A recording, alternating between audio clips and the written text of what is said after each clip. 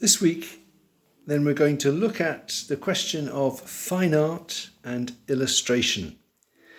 I have a book of illustrations by the wonderful illustrator Lisbeth Sverga here. This is The Gift of the Magi. I think she is a fine artist. And what is it that characterizes her illustrations? This is The Gift of the Magi. The wife sells her hair to buy a watch chain for the husband. For Christmas, the husband sells his watch to buy her combs for her hair. I think what characterizes her work is beautiful, and it does illustrate the content of the stories, but it's very striking, her composition, how much empty space there is, how she creates an atmosphere. Here they are, they've come to hug each other as the story unfolded there. No, I don't know. Anyways, lots of empty space.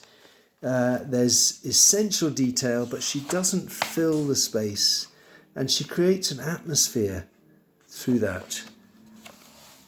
So that's Lisbeth Sverga.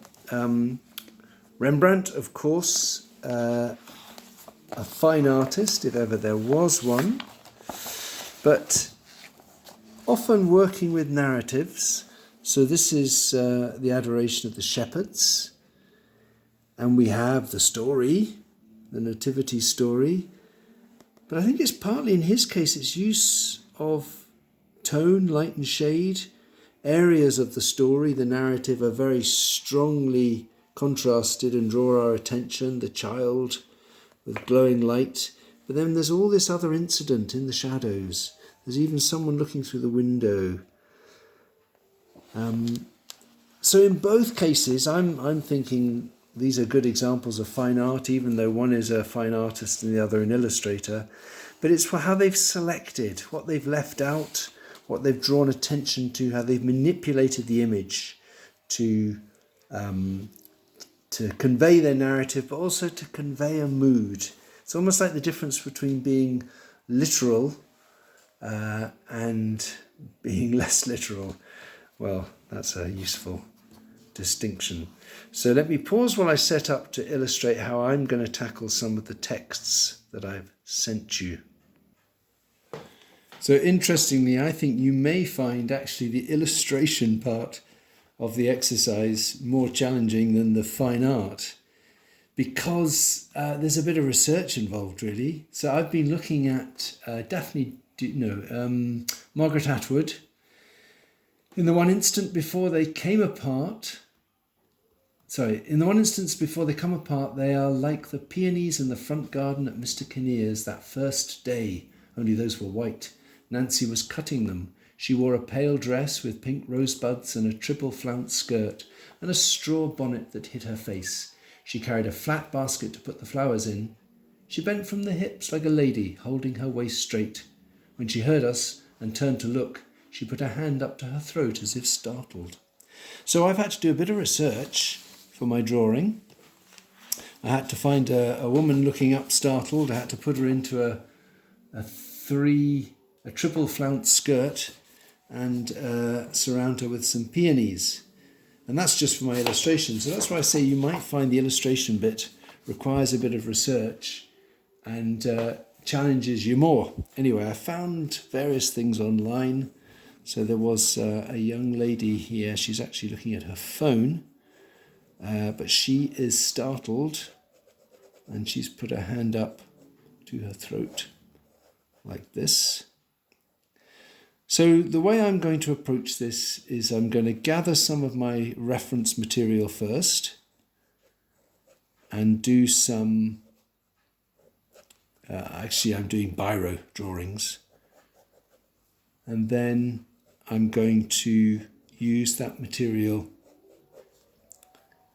to select something that I would hope to argue is fine art on the basis of how selective it is, how it's less literal, how I've edited, and so on. So I found this girl with her hand up to her throat, which is something which is in the description that I'm being faithful to. She's also got a basket, a flat basket, and I think I know what that is. So I'm just making that up. She's holding in her hand. And good news for me, she is turning, but her face is hidden by her straw hat. So there we go. Let's just put a hat on there and make her turn a little bit. So this is just some of the information that I need. Peonies have got these fantastic kind of round heads. She's got a triple flounce skirt.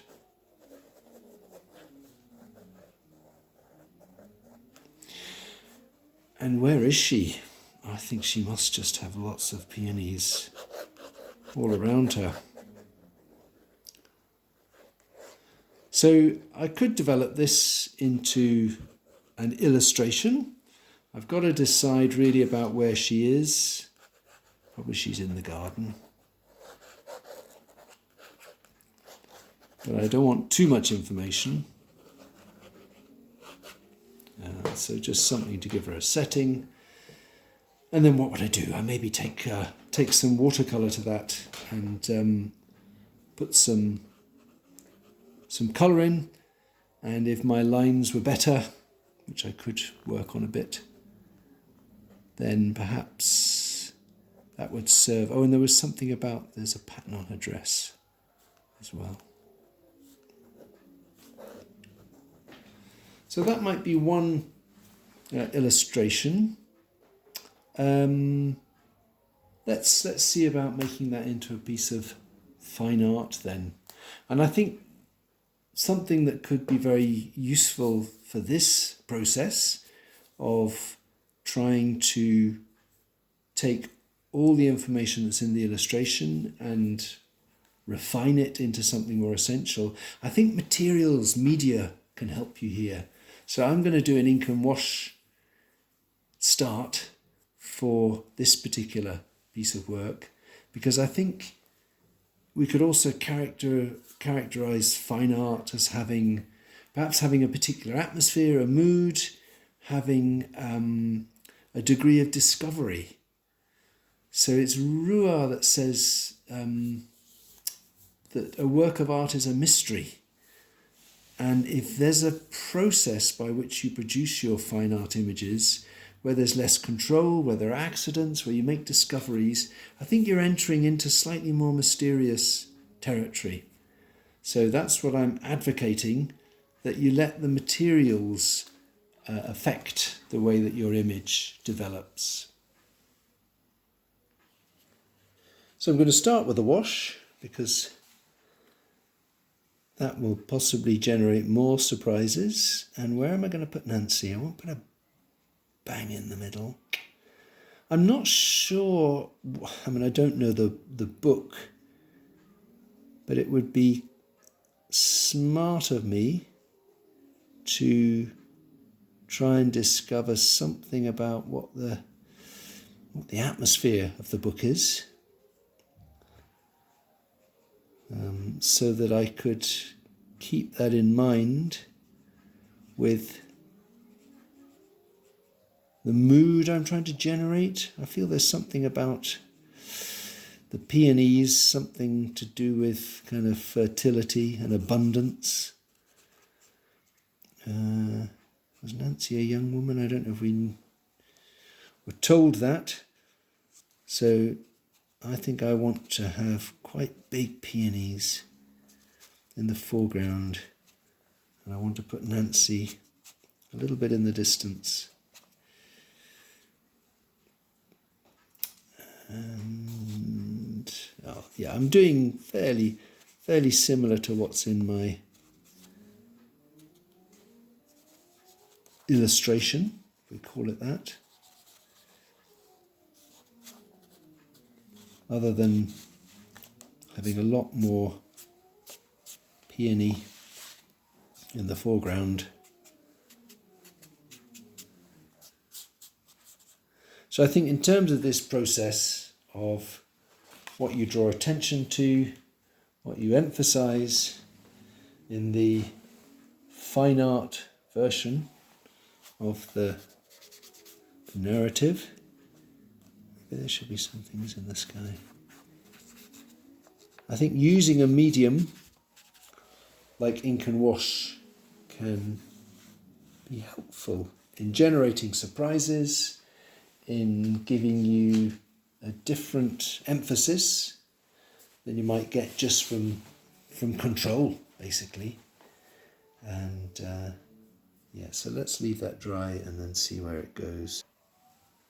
So what I've decided to do is, rather than work on the wash with a heavy black ink mark, I'm going to work just with a thin stick of charcoal, because I think I want to make this quite subtle. I might add ink eventually, but I'm just going to start with this charcoal line, which I can rub out and soften. And I'm a little bit limited in my handling of Margaret Atwood, but it does seem that that hand is something I should work with, a surprise. And then I want to work with the peonies. So I quite like this as a combination of media, because out of the wash shapes I can gradually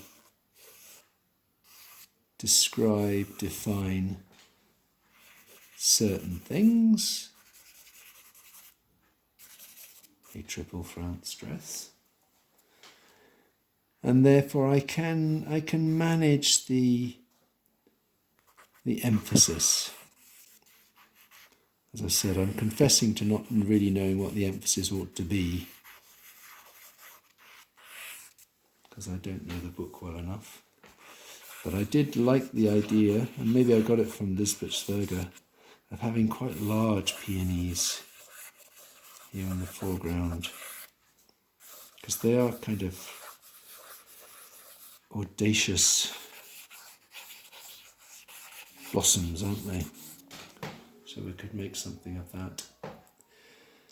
So that's one example that I would develop. I haven't said anything about colour with this one, so I need to think a bit about colour. But I have left, maybe one more thing I'll do since I've got the material. I'll maybe just try a bit of ink here. Maybe I'll assume a certain atmosphere, and I'll say that actually this bit of writing, because I think Margaret Atwood isn't for the faint-hearted, so I think maybe there's something about the peonies that really should be given a lot of emphasis.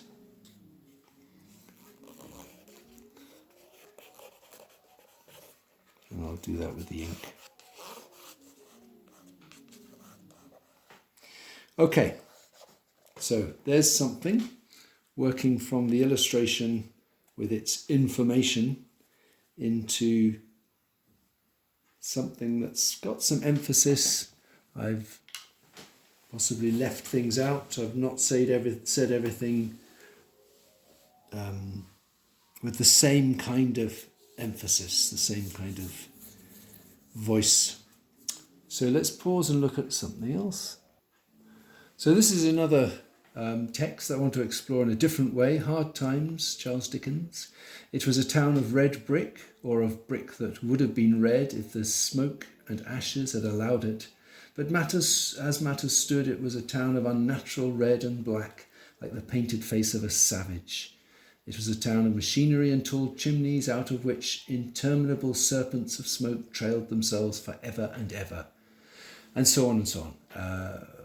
Inhabited by people equally like one another, who all went in and out at the same hours with the same sound upon the same pavements to do the same work, and who every day was the same as yesterday and tomorrow, and every year the counterpart of the last and the next. So it's in the title, Hard Times. There's a repetition, and there's yeah, there's a darkness, and I also think a colour. So colour, there's a lot of colour mentioned. So that's really what I'm going to go for here. I've started though. Again, there's a bit of research needed. You'll perhaps find I found an aerial view of Halifax, and it's row upon row of houses. And well, actually, I've done that. I don't think I'm going to repeat that. An aerial view of houses. I got the terraced houses, and then I invented the chimneys and the factories in the background. There's something about a black river, so I'm going to put that through the middle. And because, as I say, there's a lot about colour.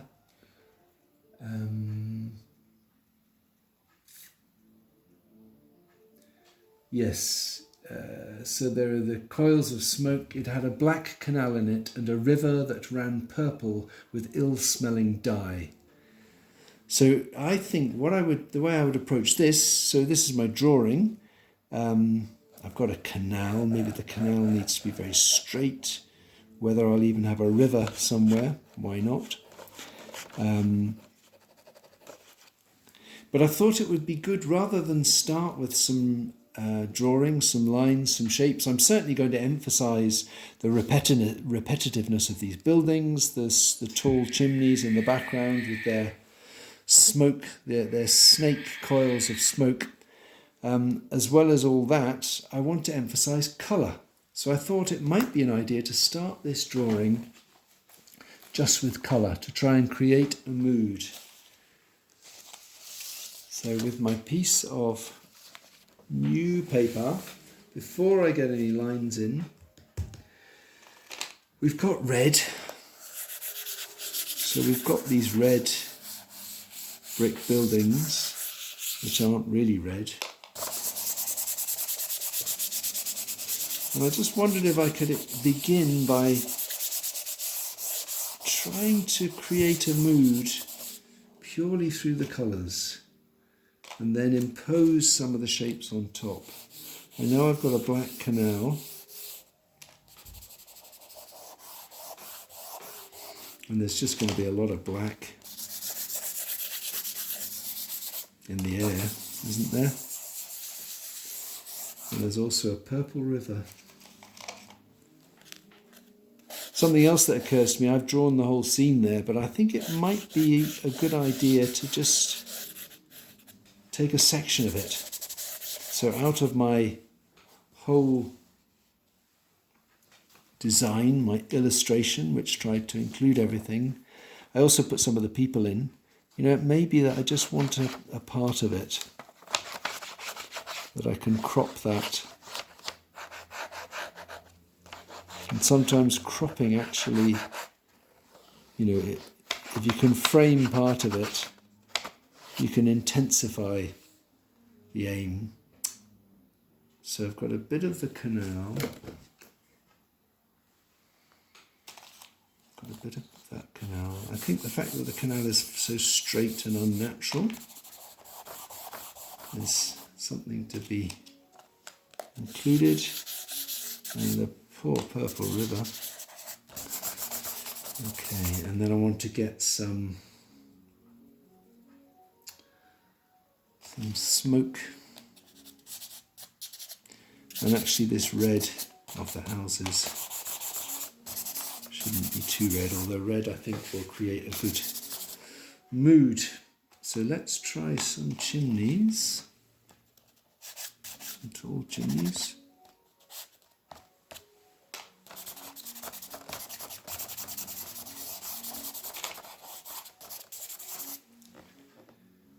So again, it's not so different from what I was doing with the ink and the wash.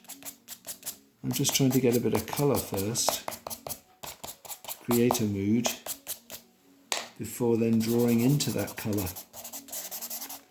And since I've smudged it all into white paper, I can do a certain amount of drawing with the rubber as well, in order to define or find some of these.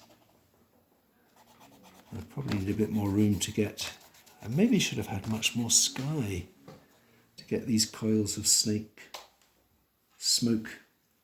But into that, as I say, as I did with the other, I think I'll come back to my charcoal now, and I want to have some of these rows of houses, terraced houses. So my picture of Halifax from the air had plenty of perspective, which I thought was helpful.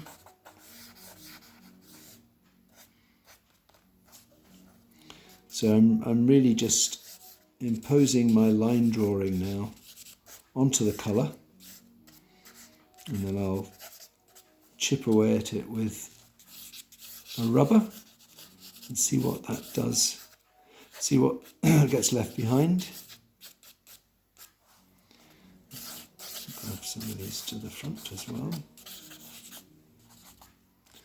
And it's back there that there are buildings with windows and there are chimneys, which maybe don't have to go all the way to the top. So having got a few lines there, what shall I do? They're red brick, but should I experiment with taking something off the roof?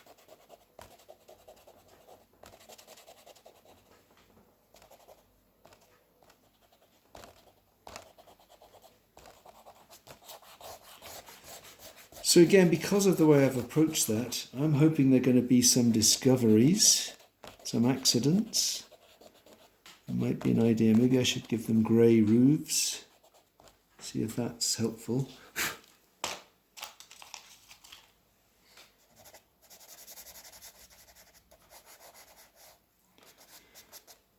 And it might be if my emphasis is on mood,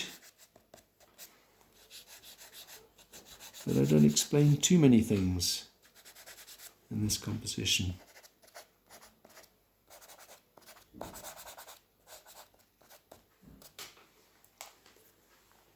And that was going to be a grey roof down here.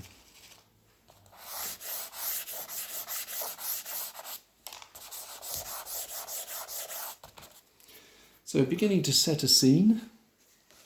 You can see that, sorry. Beginning to set a scene there. I'm happy with the houses. I want to get some people in there. And I also want to work a lot more with it's kind of the factories, isn't it? With all their windows and the sky with its smoky patterns. I mean, you can't help thinking of Lowry. Of course, I'm very influenced by him with that. So, rereading the Hard Times passage, I'm struck. I've already mentioned the colour. There's a repetition, which I think I've managed to get to a certain extent with this view of the houses. There's also a noise, a sound, buildings full of windows where there was a rattling and a trembling all day long, where the piston of the steam engine worked monotonously up and down like the head of an elephant in a state of melancholy madness. So this is not a delicate image at all. It needs to be repetitive. There might be a way of me trying to convey sound, oppressive sound. And I think the scale of the figures, that's why I can't help thinking of Lowry all the time. But maybe some of the figures, it's quite right that they're pretty small, overwhelmed by this world in which they find themselves. I think the other thing I would do, this is a sketch, I think if I were to go on and paint it, I think I would make the top part of my image, the sky, the smoke, much bigger. I think I would go on extending this composition because I think there's the smoke in the sky, the tall chimneys. I I think that actually could go a long way to creating the mood that's in this piece of text. So those are two examples